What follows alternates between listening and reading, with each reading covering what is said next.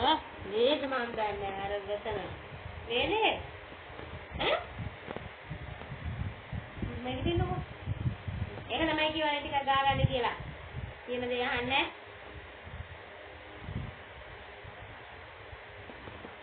විතර කවන්න බෑ වගේ දුන්නොත් එහෙම